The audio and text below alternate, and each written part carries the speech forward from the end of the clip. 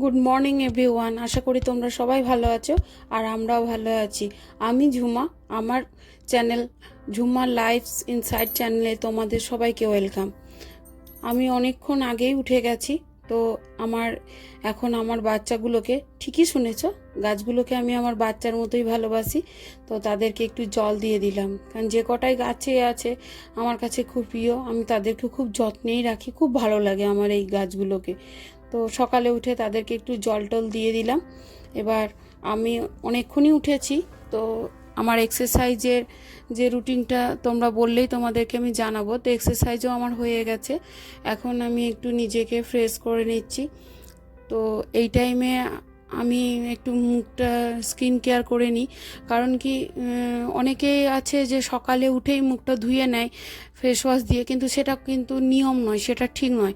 Face ওয়াশটা একটু পরে নেওয়াটাই উচিত। ওই যে সারা রাতে যে অয়েলটা থাকে মুখের মধ্যে, ওটা সকালে একটু কিছুক্ষণ স্ট্রে করাটাই ভালো। তারপর কিছুক্ষণ পর আমি মুখে ফেস ওয়াশ দিয়ে একটু সিরাম, একটু ময়শ্চারাইজার দিয়ে নিজের স্কিন কেয়ারটা করে নিই। কারণ এইটুকু কেয়ার তো সকাল থেকে একটু নিতেই হবে, তারপরে তো আর সারাদিনটা সময় পাওয়া যায় না, রান্না বান্নায় করতে করতে অনেকটাই দেরি হয়ে যায়। আর এখন যেহেতু একটু সামার চলছে, প্রচণ্ড রোদ গরম, তাই বাড়িতে থাকলেও একটু সানস্ক্রিনটা ইউজ করাটা আমার মনে হয় ঠিক।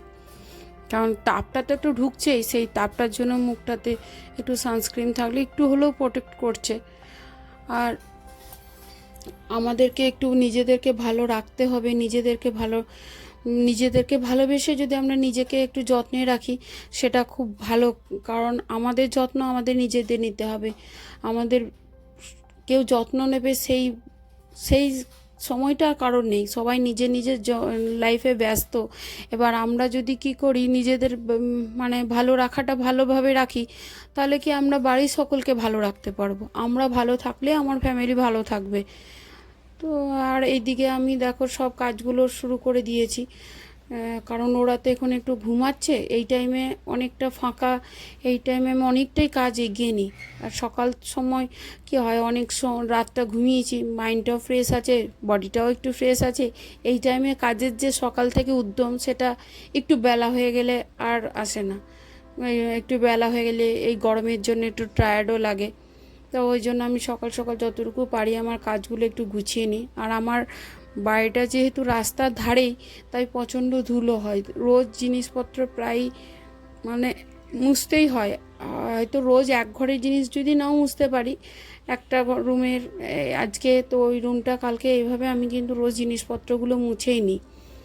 আর আমার আমার খুব যে সকাল সকাল আমি উঠতে পারি তা না, চেষ্টা করি অনেক সময় ওঠার। কারণ কি, এই বছর আমার ছেলের একটা পরীক্ষা আছে। এবার ও রাত জেগে পড়ে, ওর বাবা যেহেতু ব্যবসা করে, সারাদিন ঘোরাফেরা পর না, আর সেই সময়টা ওকে দিতে পারে না। তো এই টাইমে আমিও ওর পাশে বসে থাকি, ও অনেকটা রাত্রি পড়ে। এই ক্ষেত্রে ওর স্বভাবটা অনেকটা আমার মতো হয়েছে। আমি রাত্রি জাগতে পারি অনেকটা, কিন্তু খুব সকালে উঠে পড়াশোনা আমি কখনোই করতে পারতাম না, আমার ছেলেও সেটা পারে না। তো ওর সাথে বসে থাকা কি, ওই একটু ওর হয়তো ঘুম পেয়ে গেল সারাদিন পড়াশোনা করার পর, তখন যদি ঘুমিয়ে যায়, তখন আমি হয়তো একটু নাড়ি দিলাম বা একটু জল কাছে দিলাম যে খেয়ে পড়ে নে। এইভাবে ওর পাশে বসে থাকি, তাই উঠতে একটু হলেও দেরি হয়ে যায়। ওই খুব ভোর ভোর ওঠাটা আমার হয় না। তারপর নিজের জন্য একটু এক্সারসাইজ করা, ঘরের এই সমস্ত কাজ বাজ করে তারপর আমি রান্না বান্নায় লাগি। রান্নাটাও আমাকে সকাল সকালই করে নিতে হয়, যেহেতু খেয়ে বেরোই। তো এগুলো সব একবার গুছিয়ে নিলে কি হয়, তারপর অতটা সারাদিনের কাজটা মানে বিরক্ত লাগে না। তারপর ওরা আবার উঠে যাবে, একটু চা খেতে খেতে ওদের সঙ্গে একটু বসে কথা বলা, একটু সময় দেওয়া। ফ্যামিলিকে সময় দিলে কি হয়, তাদের সঙ্গে আমাদের যে একটা টান সেটা থাকে। আর সবাই তো এবার চাটা খাওয়ার পরই তো যে যার কাজে ব্যস্ত থাকবে, সেই কথা বলাটা আর অতটা হয় না। তাই এই আমরা চা খেতে যখন বসি, তখন অনেকটাই আমরা সবাই তিনজনের সাথে একটু গল্প করলাম, একটু হাসি মজাও হয়ে যায়। তো ছেলের পেছনেই বেশি আমরা লাগি, একটু ঠাট্টা করি। ও একটু চুপচাপ টাইপের, তো খুব বেশি ইয়ার্কি পছন্দ করে না, রেগে যায়, তখন আমাদের ভালো লাগে। আর এখানে আমার এই জিনিসগুলো না সব ম্যাক্সিমাম কাঁচের, তো এইগুলো মুছতে আমার খুব ভয় লাগে। আমার একটা প্রবলেম আছে, আমি যে জিনিসটা যতই যত্ন করে মুছতে যাই, মানে যত যেটাকে ভয় পাই, এটা ভেঙে যাবার ভয়, সেটা আমার বেশি হাত থেকে পড়ে যায়, কেন জানি না। ওই জন্য আমি খুব সাবধান, যত হব তত পড়ে যায়। তো এই জন্য আমার খুব ভয়ও লাগে কোনো জিনিস মোছামুছি করার সময়, যে জিনিসগুলো শখ করে কেনা পড়ে যায়, ভেঙে যায়, মায়া লাগে। কিন্তু ওই যে বললাম, আমার কিচ্ছু করার নেই, আমি যত্ন করে মুছতে গেলেও হয়ে যায়। এদিকে ওরা উঠেও গেছে, আমি বিছনাটা গুছিয়ে নিলাম। এই বিছনাটা ঘরে যদি একবার তোমার করতে বেডটা যদি একদম ক্লিয়ার থাকে না, ঘরের অনেকটা কাজ ফ্রেশ লাগে, ঘরটা অন্তত ফ্রেশ লাগে। সারাদিন বিছানা পড়ে থাকা, আর এটা বাস্তু টিপসও ঠিক নয়। এটা একটা বাস্তু টিপ আছে যে তুমি যদি ঘুম থেকে উঠেই তোমার বিছানাটা গুছিয়ে রাখো, তো বলেন নাকি, আমি শুনেছি ফেংশুই মতে তোমার লাইফটাও গুছানো থাকে, এবং এটা আমি করেও দেখেছি। অনেকটা ঠিকই লাগে আমার। তাই ঘুম থেকে উঠে যদি আমরা আমাদের বিছানাটাকে একদম পরিপাটি করে গুছিয়ে নিই, তাহলে ঘরটাও পরিষ্কার থাকে। আর যেহেতু এটা বাস্তু মতে পড়েছি, তো সেটা করাটাই আমার মনে হয় ভালো, সেই হিসেবে করি। আর এই যে ড্রেসিং টেবিলের সামনেটা আমার যদি একটু পরিষ্কার না থাকে, আমার খুব বিরক্ত লাগে। তো ওটা পরিষ্কার করে নিলাম। এদিকে ছেলে আবার বিছানাটাকে গুটিয়ে দিয়েছিল, কিছুক্ষণ চেঁচালাম, ওকে একটু বকাবকি করে আবার আমি আমার মতো পরিষ্কার করলাম। বললাম তো, ওই চাদরটা যদি একটু টান টান না থাকে, আমার খুব বিরক্ত লাগে। আর ওর স্টাডি টেবিলেও কিছুতেই বসবে না, ওই বিছানার মধ্যেই সারাদিন রাত বসে থাকবে বই নিয়ে। ওটা আমার কাছে খুব বিরক্তকর। তো ওই স্টাডি টেবিলে বসবি না কেন, কিন্তু ও বসতে চায় না।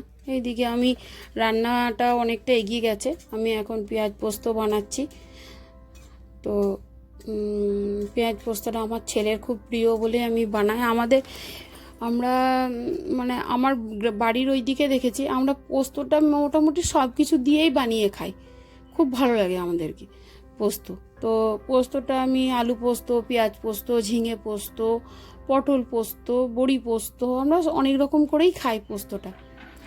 আর আমি ঘরটা আরেকবার ঝাঁটিয়ে নিলাম, সকালে ঝাঁটালেও ঘরটা মোছার আগে যদি ঘরটা ঝাঁটিয়ে নেওয়া হয়, তাহলে ঘরটা মুছতে অতটা অসুবিধা হয় না, ফ্রেশ লাগে। আর আমার কোনো হেল্পিং হ্যান্ড নেই, আমার নিজের কাজ আমি নিজেই করি। কারণ আমার মতো পোষায়ও না বলতে পারেন। আর এই ছোট ঘর, নিজের কাজটা নিজে করলে নিজেকে অ্যাক্টিভও রাখা যায়, নিজেকে একটু কাজে মানে কাজ করলে কি হবে, শরীরটা একটু ভালো থাকে। কিন্তু হয়তো অনেকের শারীরিক অসুস্থতার জন্য পারে না, সেটা তাদের অভ্যাস বা অনেক অভ্যাসগত কারণেও পারে না।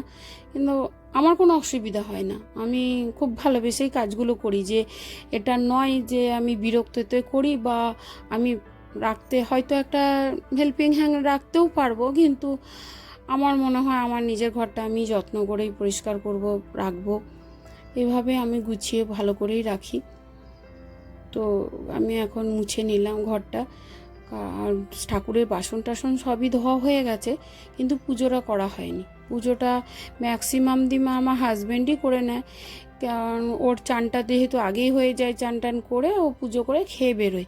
আর যদি কোনো দিন না পারে, তাহলে সেদিনকে আমি করি। এদিকে আমার রান্নাটা অনেকটাই হয়ে গেছে, আর এই জন্যই আমি আজকে হেসে হেসে বলেছিলাম আমার স্বাদের লাউ আমি বানাইলাম ওরে বৈরাগী। কারণ এই আজকে লাউ ডাল হয়েছে, লাউ ডাঁটা চচ্চড়ি হয়েছে, আবার এই লাউ পাতা বাটাও হচ্ছে। তো লাউ দিয়ে যখন এতটা রেসিপি, তার জন্যই আমি এই হাসি করে এইটাই বলেছিলাম। তো এখন লাউ পাতার রেসিপিটা হচ্ছে। লাউটা পাতাটা বাটা খেতে আমার খুব ভালো লাগে। তো হাজব্যান্ড বললো আজকেই বানিয়ে নাও, শুকিয়ে যাবে পাতাটা, তার জন্য আজকেই বানাচ্ছি। তো বন্ধুরা, যারা যারা আমাকে সাবস্ক্রাইব করনি, তারা প্লিজ আমাকে সাবস্ক্রাইব করো, লাইক করো, আর কমেন্ট করো। আর যদি তোমাদের আমার ভিডিওটা ভালো লাগে, অবশ্যই কমেন্ট করো। আমি রোজই তোমাদের কমেন্ট দেখার আশায় বসে থাকি। তোমরা কমেন্ট করলে আমার, আজও বলছি, আমার খুব ভালো লাগবে। তোমরা সবাই প্রত্যেকেই ভালো থেকো, এই কামনা সবার কাছে করি। আর আমার চ্যানেলের নামটা তোমরা তো সবাই জানো।